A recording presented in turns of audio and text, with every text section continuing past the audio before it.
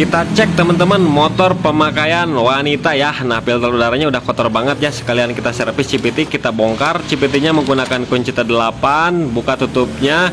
Nah, ini udah kotor banget ya. Kemudian yang depan menggunakan kunci 22, yang belakang kunci 19. Langsung saja kita protolis semuanya karena kita akan melakukan servis di bagian CVT, kemudian ganti oli mesin, ganti oli gardan dan filter udara.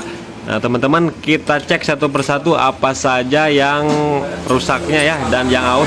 Nah teman-teman, ini seal krukasnya udah bocor, kemudian di bagian dalam kotor banget ya. Kemudian langsung kita melakukan pergantian oli. Buka menggunakan kunci 12, sediakan wadah tampungan oli.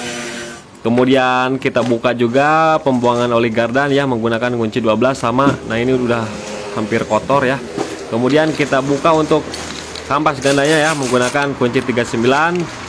Karena kita akan bersihkan debu-debunya yang membandel ini. Nah, udah bandel banget ya. Kemudian untuk rollernya segini masih bisa lah, karena cewek itu jarang ngebut, masih bisa dipakai. Kemudian untuk bagian bos rumah roller masih bagus, semuanya masih bagus. Polisi sekundari masih bagus ya.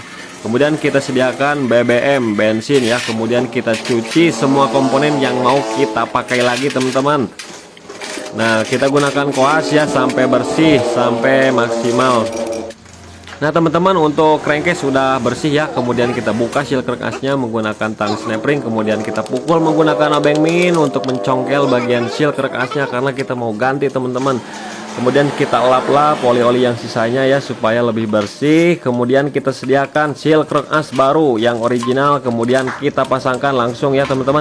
Pinggirnya kita kasih oli ya teman-teman biar mudah saat pemasukannya ya teman-teman. Langsung kita masukkan dulu yang bagian tengah. Kemudian pinggirnya kita dorong bisa menggunakan kunci T, kunci L ya teman-teman. Yang penting untuk pendorong harus sampai rata ya teman-teman biar seal krukasnya awet, jangan sampai miring.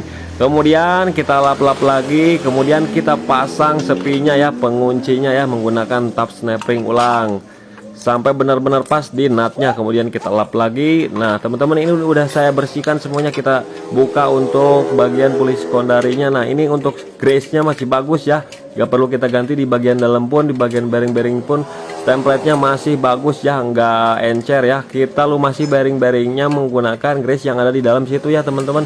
Bisa yang baru, bisa yang ada di dalam itu ya teman-teman. Kemudian untuk kampas gandanya jangan dikumbah pakai bensin ya, harus disemprot aja pakai kompresor. Nah kita pasangkan ulang untuk per CVT-nya, kemudian kampas ganda, kemudian murnya kita pasangkan ulang.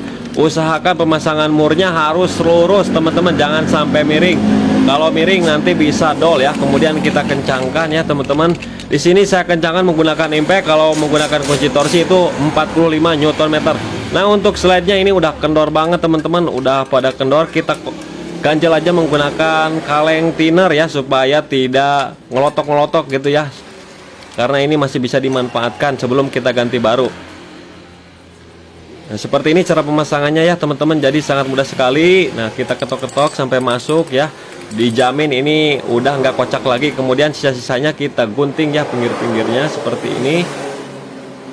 Nah seperti itu ya teman-teman, supaya lebih rapi aja. Kemudian kita coba ke rumah rollernya, jangan sampai seret ya. Kalau misalkan seret itu akan tenaganya berkurang, karena seret harus lancar seperti ini. Kemudian untuk panelnya di sini saya melakukan pergantian ya.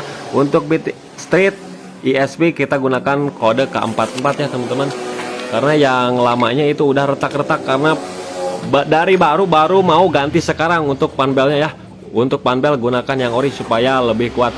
Dan untuk rollernya masih bagus ya teman-teman, belum ada yang peang-peang. Kita pasangkan ulang. Nah cara pemasangannya yang ada templonya berlawanan arah jarum jam ya, semuanya seperti ini teman-teman.